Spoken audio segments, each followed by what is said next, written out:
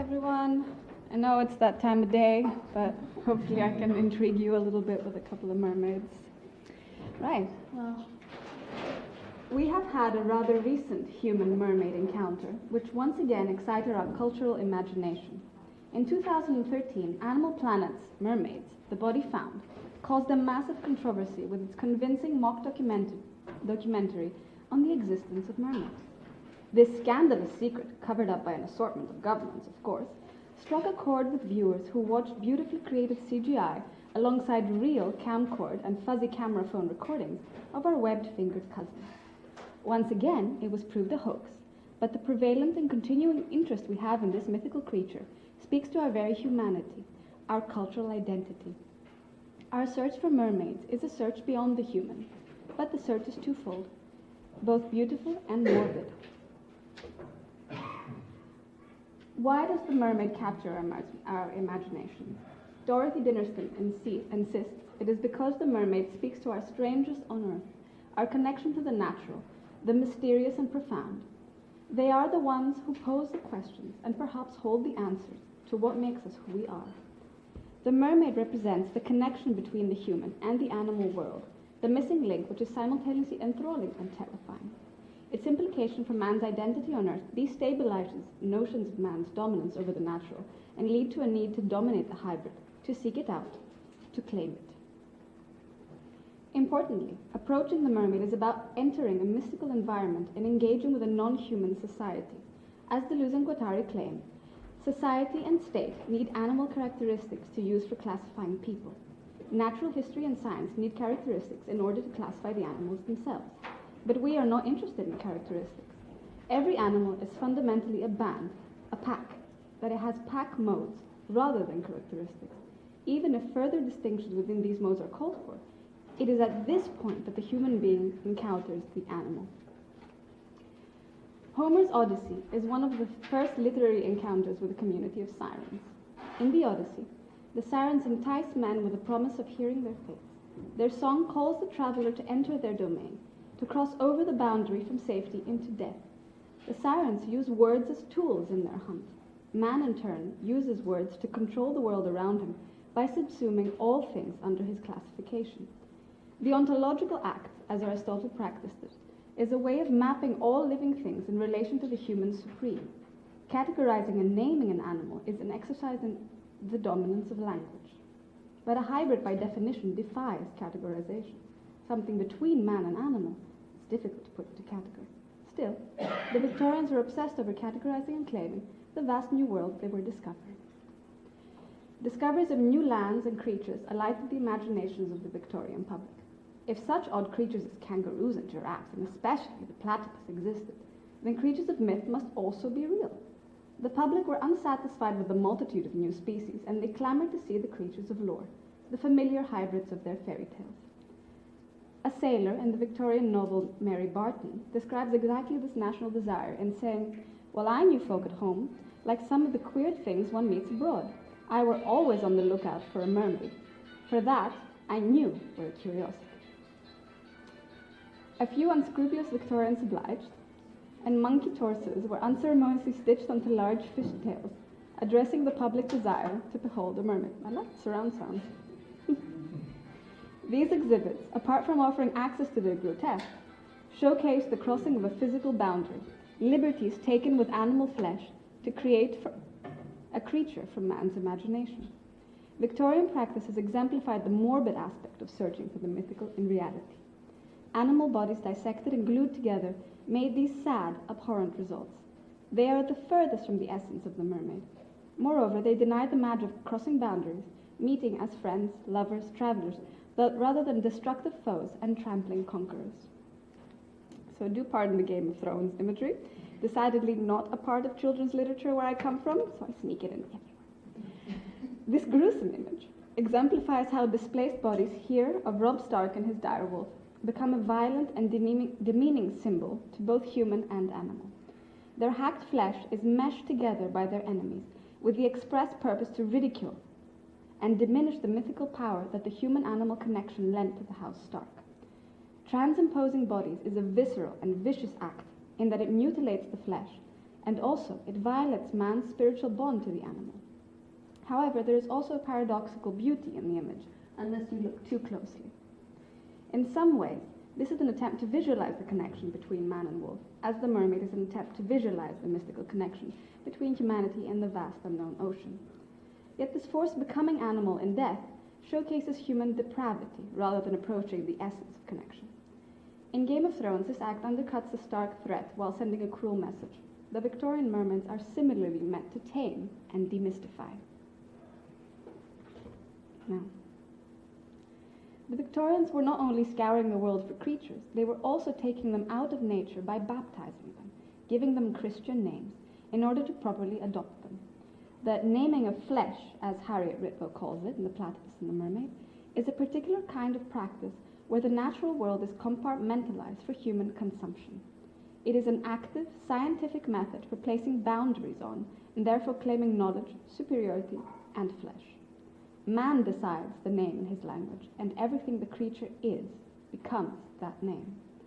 Man also decides where this flesh fits in the social order. Moreover, this christening absorbs the creature into the explorer's dogma. The mechanism in effect here is an act of dominance. To categorize using scientific branding is to feel superior over those who lack the power to refuse.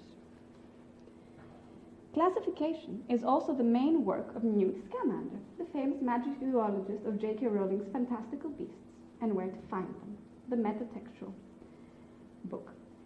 Scamander offers Hogwarts students and readers a list of known creatures, complete with their rating on a magical danger scale. As you can see, mermaids have 5 X's. They're extremely dangerous. The exploration of Rowling's magical world runs parallel with the Victorian exploration of the natural world, dealing with prevalent taxonomical issues. Rowling's Fantastic Beasts and Where to Find Them is an exercise in taxonomy very similar to the ones attempted by Darwin and his contemporaries. The very title of the book, however, already suggests a difference from Victorian thinking. Not only is Scamander promising fantastic beasts, but in their natural habitat. He is not interested in removing them from the environment, dissecting, and utilizing the flesh in the name of science or attraction. His approach is far more holistic, a nostalgic approach in the modern world, possibly. Victorian acts of mounting and stuffing allowed a safe interaction with the mysterious world, where the human is in charge. This instance of dominion is overturned in Rowling, who is arguably mapping out her fantastical land as energetically as the Victorians mapped out ours. Thus, fantasy moves away from ontology and exhibitionism of the Victorians. Fantasy can transcend simple categorization by entering the realm of the creature, encountering the pack of Deleuze and Guattari in all its complexity, and thus approaching the boundary of becoming animal. In the fantastical, non-human logic creates ontological problems from the outset. In this little book, Scamander recounts how the mer people, along with the centaurs, choose to be classified as beasts rather than beings when the Ministry of Magic registers all magical creatures. Rejecting the confines of wizarding law, they prefer to be identified by their animal halves over their human halves. This critical choice reflects a Derridean moment of self-knowledge, through which they reclaim power for the animal, and in doing so, further problematize human classification of the animal. The dominant act of taxonomy is suddenly overturned, the boundary shaken. The hybrid animal transgresses even Descartes' exclusive arguments that separates the human by thinking about the benefits of humanity and deciding to prefer the benefits of animality. Having insisted on their own beastliness in a political maneuver, can we still call them beasts?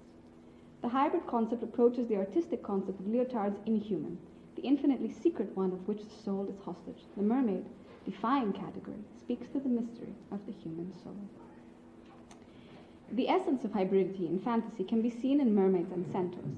What is especially interesting about these oft-imagined creatures is their multiplicity, their status as social beings within a community. However, another feature of the hybrid that problematizes the human is their abject sensuality. From the Odyssey and beyond, sirens have been portrayed as temptresses, sexual beings that entice weary travelers with their song, their beauty, and their nakedness, and their watery births. The woman in the water who drowns the man is a fearful phallocentric myth about the vagina dentata, beautiful and dangerous, seductive and deadly. Of course, in actuality, the sirens are not in the water but a meadow upon an island and are more likely bird creatures like harpies. Nevertheless, in the perpetuated mermaid myth, she is always at the sea. Well, we found out more about that this morning. One thing becomes problematic with the mermaid myth in this encounter. The fulfillment of the male fantasy partly involves bestiality. The animal component provides the object. It is a desire that can never be quenched, but continues to haunt. According to Columbus, and many more Victorian sailors, mermaids did in fact exist, though they were much less desirable in reality. In this extract from Columbus's diary, which you can read there, he is describing the ugliness and even the manliness of the real mermaid, by which he means the dugong. The scientific name for manatees and dugongs is Sirenia, a reference to their siren-like physiques. Their bodies were often hauled back to London to be presented as mermaids. A report from one of these submissions to the Philosophical Society states the forelegs, from the scapula to the extremities of the phalanges, presented to the unskillful eye an exact resemblance to the bones of a small female arm. These two skeletons here, one has been switched from the head. You can see the fingers creepily very similar. Much less attractive then. Rowling also explores the sexualized mermaid of lore, the romantic representation of the siren, often seen in paintings and poetry, both underlining her prowess as a central being and ridiculing her. The siren mermaid most closely resembles the stereotypical mermaid of a Victorian sailor's imagination.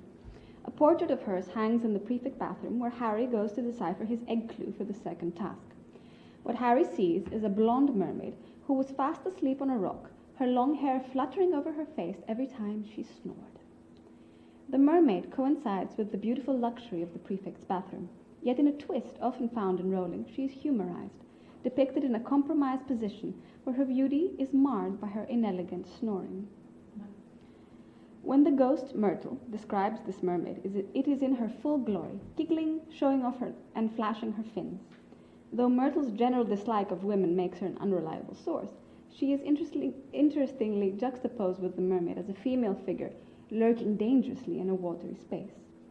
Myrtle's characterization of the mermaid as girlish and flirtatious towards Cedric is not only a negative portrayal of a shallow creature, but it is an exact opposition to the community of merpeople living in the Great Lake.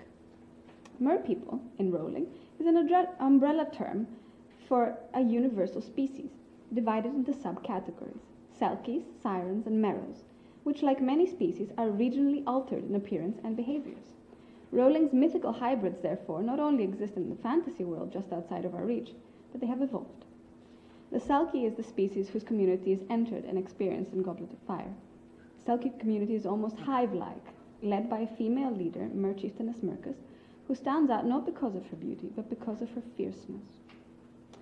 The mermaid in the boys' prefect bathroom comes closest to this Victorian mermaid. Isolated from a community of merpeople, she is depicted as part of a water motif in a human-built chamber far away from her indigenous waters. She has no name other than her species classification and her human enclosure. She is the prefect bathroom mermaid. Her flirtatious personality perpetuates the origins of the myth as a predominantly male-inspired fantasy. As a portrait hanging in the bathroom, she watches naked boys bathe. She even appears in a boy's fantasies when Harry dreams she is taunting him, laughing, poking him painfully in the side with the end of his broom. The prefect bathroom mermaid is a perfect example of a humanized hybrid, literally up on a framed pedestal with no context, and therefore, as Deleuze and Guattari would say, lacking the fascination of the pack of multiplicity. Like a fragment in a museum, she is a small slice of life, a mere projection of external reality subsumed by human expectations, in this case to accentuate a water-themed decor. The encounter with her happens in a sterilized and sterilizing man-made environment. Meanwhile, the merpeople of the Great Lake have invited us to enter their space. An encounter with merpeople necessitates an environmental boundary has to be crossed, either by the students or the hybrids. In fact, the issue of boundary is prevalent in Harry's story with the merpeople. Here again, as in Scamander, though trespassing these boundaries is essential to the encounter, it is in a very different spirit to the boundaries crossed by the Victorians. Rather than claiming the unknown, we are invited to learn about it. The song of the merpeople, "Come seek us where our voices sound," is an invitation to cross into an entirely different place with a new set of rules. Moreover, in order for Harry to receive this message, he must go out of bounds in the dead of night, sneaking into a bathroom he is not allowed to be in, a place where Myrtle hides between spaces, invading personal boundaries. There he must enter into the water, where the harrowing screeches in the egg are translated not only into language, but into music. The watery boundary allows understanding, while it robs him of breath and voice, and the alien song, which has suddenly become knowable, invites him to cross the environmental boundary into the home of the merpeople. However, the invitation is also a threat. The most immediate threat posed by the siren is her environmental domain. Harry's first thought, "How am I supposed to breathe?" underlines this vital issue in encountering the mermaid, human survival underwater.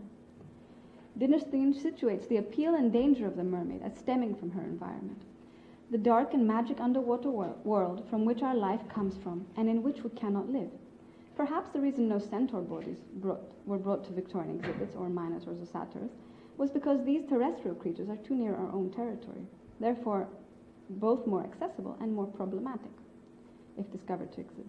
The mermaids, however, along with other sought-after beings, the sea serpent, etc., utilize the mysterious spaces in our world, the top reaches of the mountains or the depths of the sea, the boundaries beyond where humans can exist, places where human life is impossible.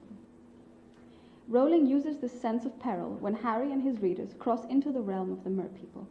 Having awkwardly waded into the lake, he is half immersed in the icy water, that part of him that is still dry, covered in goose pimples. Harry suddenly transforms, crossing physical boundaries and becoming animal. Harry clapped his hands around his throat and felt two large slits just below his ear, flapping in the cold air. He had gills. Without pausing to think, he did the only thing that made sense. He flung himself forward into the water. In this instance, Harry is drowning in the air of his own environment. He is brought to the brink of death and follows a thoughtless instinct to survive with the illogical act of breathing in water. Sure enough, the first gulp of icy water felt like the breath of life. Harry's magical transformation is in direct correlation to familiar mermaid trope, as in The Little Mermaid, when the mermaid ceases to be hybrid by developing legs, and it is violent. Crossing the boundary necessitates a certain kind of death. As human anatomy alters, the very concept of the human dies. Human logic is instantly replaced by animal instinct. Harry is still Harry, but with new restrictions and new abilities. He has become more than himself. With this simulated death comes the delight of exploration. The strange environment becomes comfortable, pleasantly cool and very light. Harry marveled at his new flipper-like feet and noticed how clearly he can see. Harry has become a hybrid.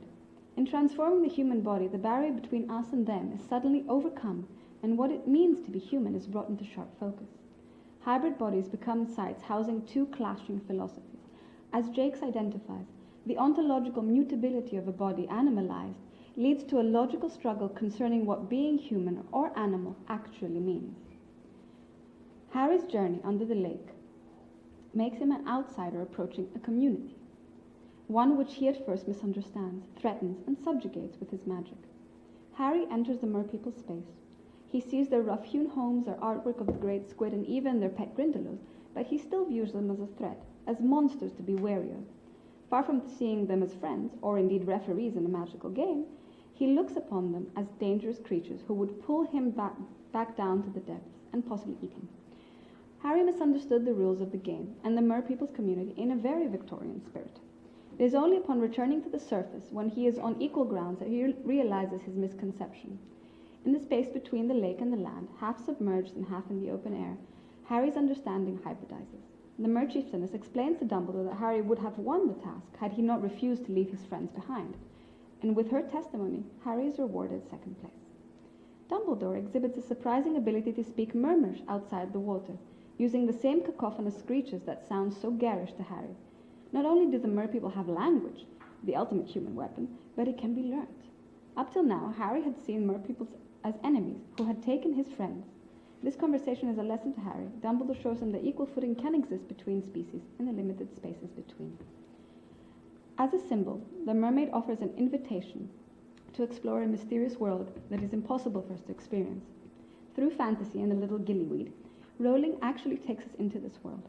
Here we view the mer community not as singular captive or monsters hunting for flesh, as in the Odyssey, but approach merpeople as sentient, structured non-humans who transcend the Aristotelian divisions of man, and shedding all misapprehensions, the boy learns a lesson about humanity. When faced with the merpeople, Harry is forced to face the philosophical questions of what divides human and animal, of what makes us human. From sexualizing the hybrid body, subjugating it through categorization, to mutilating it in both flesh and concept, fantasy literature finally allows us to experience being with the mermaid, to experience the hybrid community within their own environment as invited guests, and so experience what the Victorians sought all along, the elusive essence of the mermaid. Thank you.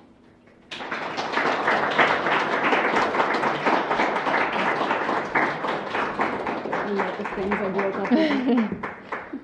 Thanks, Maggie. So next is Francesca Arnavas, who's coming up. And I'm going to hand over to Victoria for chairing, who's there. That's fine. That's fine. So Victoria, do you want to come to the front so you can ominously shake 5-minute signs at Francesca? From current slide. All right. Yeah, just because I think it's 5 minutes. Yes. I'm not sure. I'm sure I'm going to do something wrong. So it's fairly easy, just this. Okay. Okay. Thank you. Sorry. I always make mistakes and I want to be. Okay. So, as the Sky Alexander has pointed out, there has always been a peculiar, intense fascination with merfolks in the UK and in Ireland. Quote, more than 3 million people make their homes along the United Kingdom's coastline of nearly 20,000 miles, and people who live near the sea always swap stories about mermaids. Ireland has its share of mermaid legends as well. This paper addresses the persistent presence of this attraction for the enigmatic sea creatures, taking as examples 4 contemporary interpretations by Scottish author Kirsty Logan, The Gloaming, Irish novelist Louise O'Neill, The Surface Breaks, and by 2 English writers, Imogen Hermes Gower, The Mermaid and Mrs. Hancock, and Jan Campbell with her collection of short stories, The Beginning of the World in the Middle of the Night, in which sea folks make more than one appearance. British and Irish writers such as Shakespeare, Chaucer, Donne, Yeats all mention the mermaid's charm in their writings. From Scottish legends come the Selkies, from the Scot word selk, meaning seal, beautiful maids who can change from seals to human form. According to some tales, Selkies develop from the souls of humans who have drowned at sea. Irish folk tales describe the Marrows, fishy maids who can occasionally become human, despite keeping their charming voices and webbed fingers. Cornish mermaids appear in Arthurian legends and in stories, and they often are able to grant wishes to humans, although always claiming something in return. In Welsh mythology, golden-haired maids called, and now I don't know how to pronounce the Welsh word, gwagad something, which means water maidens and ladies of the lake, are known to live underwater, at the bottom of certain lakes in Wales, and to sometimes come among people to choose lovers. A popular Irish legend tells the story of a mermaid living in an underwater cave, being captured by Ulster people who couldn't resist her beauty and charm. What all these stories share is the complicated relationship between mermaids and humans, symbolizing many different oppositions at once: sea and land, women and men, freedom and rules, unconstrained lust and love, magic and religion, unnatural and natural. The four contemporary novels that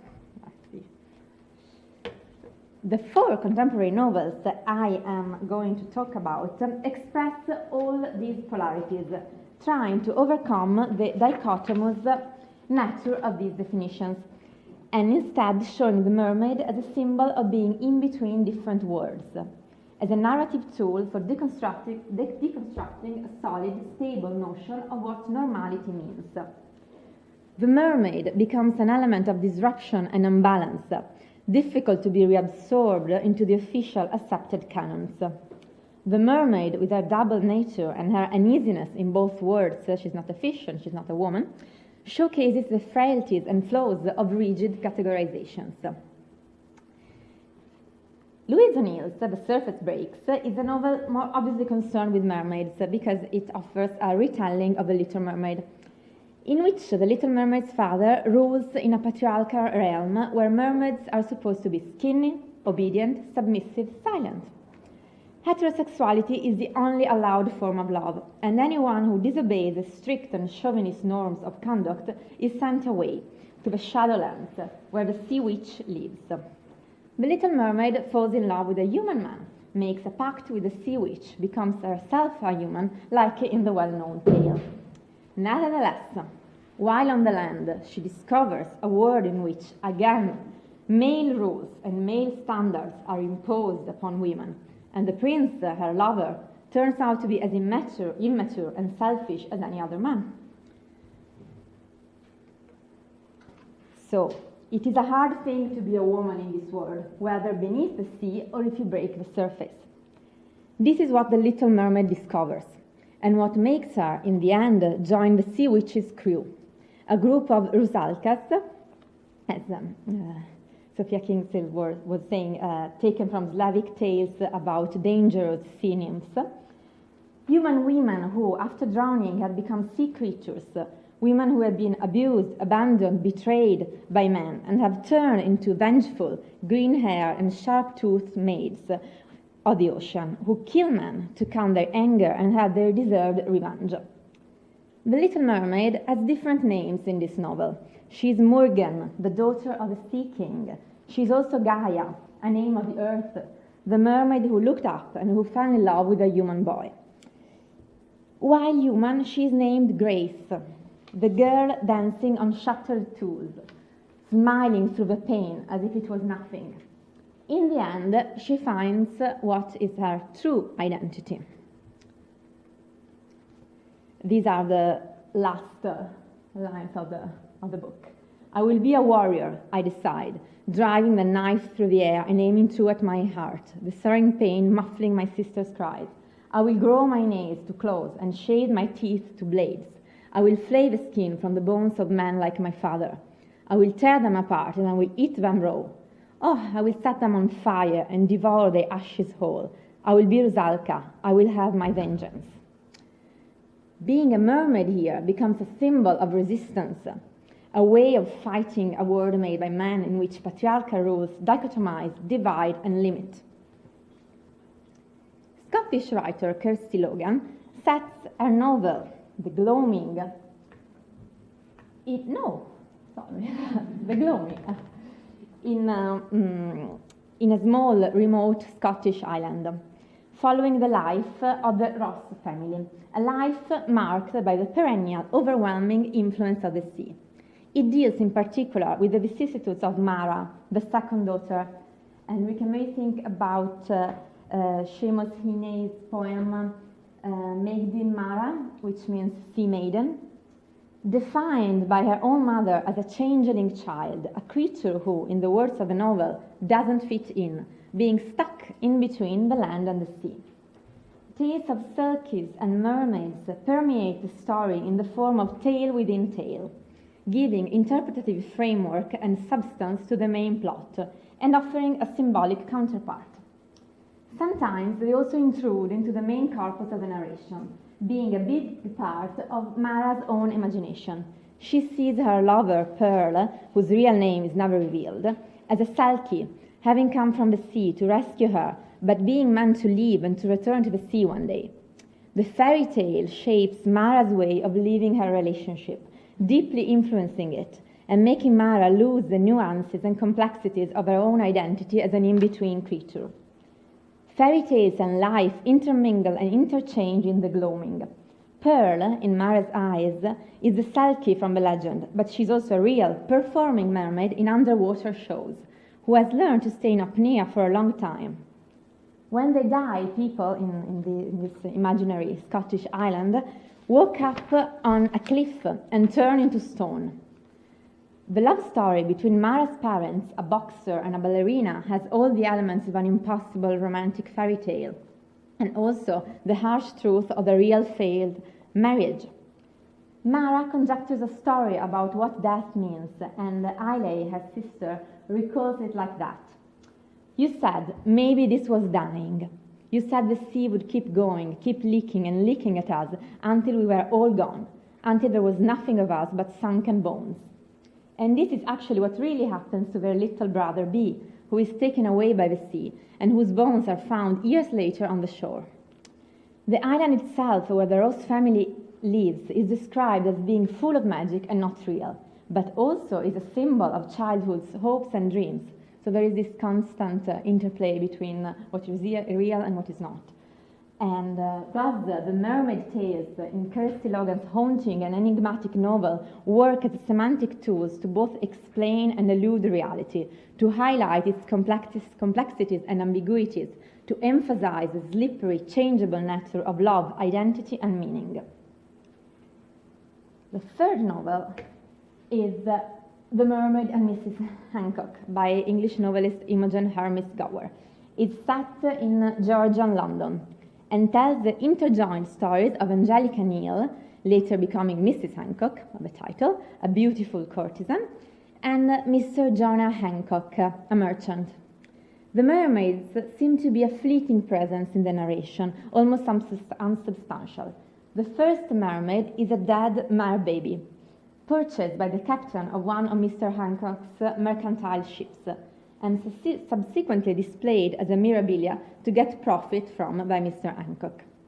The second mermaid does not appear until the last few chapters, and she's an adult mermaid captured alive by the sea captain by order of Mr. Hancock to please his new wife, no other than Angelica, the courtesan herself. From the surface, the plot of the story seems only marginally touched by the figure of these two sea beings, but on a deeper level, it clearly appears how all the events narrated in the novel are actually caused by the two mermaids. Imogen Hermes Gower inserts a few pages in italics scattered throughout the book, apparently unrelated to the rest of it, which take the perspective of the mermaids and give a haunting, eerie quality to the story. These pages also emphasize the obsessive, disturbing power of the mermaids, who seem to orchestrate from their mysterious underwater realm every strange thing which happens on the land. The first dead baby mermaid seems to be the wish-granting figure of old Cornish legends. Since her appearance, everything starts to speedily change for the book's characters, and it seems for the better. Mr. Hancock acquires it and makes his fortune out of it, improving his life and station, and marrying the beautiful Angelica, starting with her the family he has always missed. His previous wife had died during childbirth, taking with her the just-born little baby boy. The second living adult mermaid is the wish-granter coming back to take her payment. She's captured in a small grotto adjacent the new luxurious country house the Hancocks bought. Around her, a deep, pervasive, morbid melancholy spreads, paralyzing will and spirit, engulfing people with an unbearable and incurable nostalgia. The mermaid is, from the book, a thing that tells us what we really want is always out of reach. The only way to re-establish the balance is to let her free. Only when the beautiful, incomprehensible, glistening creature is released, all the tensions seem finally to be settled. Opposite social classes see themselves for a moment as equal human beings. Despair and peace reconcile. Oppositions are recognized as interconnected and intertwined. This is from one of the pages in italics in which the mermaids talk. And this is when she's finally released. First I sink, then I trickle, then I rush. I'm here and here and here. I touch this surface and also that. I mingle, I quiver with 1,000 new voices, and all these voices my own. I am a great tumble of motion which torrents all in unison. And learning and knowing are the same, and I am a might, and we are all the space allowed to us. And if I am made of grief, well, here is joy, and if I am made of fury, here is peace. Rush, rush, we rush, a sparkling stream through rock and moss, deep in the cold stone of the earth. No daylight here, no dying breath to catch up. We rush young and bright and ever widening, and these bitter atoms are lost in new minted freshness. We hasten, hasten onward to the boundless sea.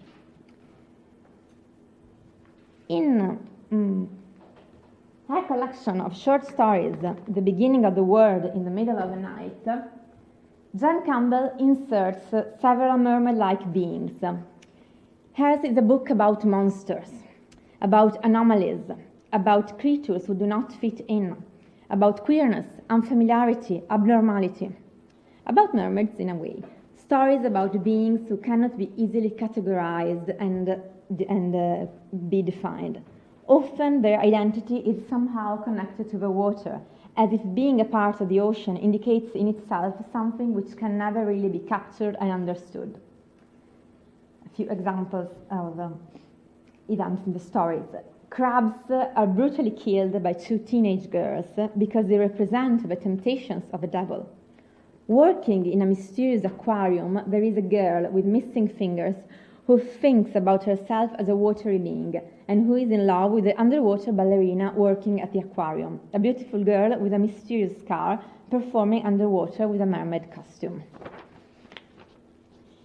Mermaids are therefore depicted in these four novels I have briefly sketched in a way which attempts, on the one hand, to summarize and build upon centuries of British and Irish mermaid legends and tales, trying to explain narratively the reasons behind the fascination with mermaids.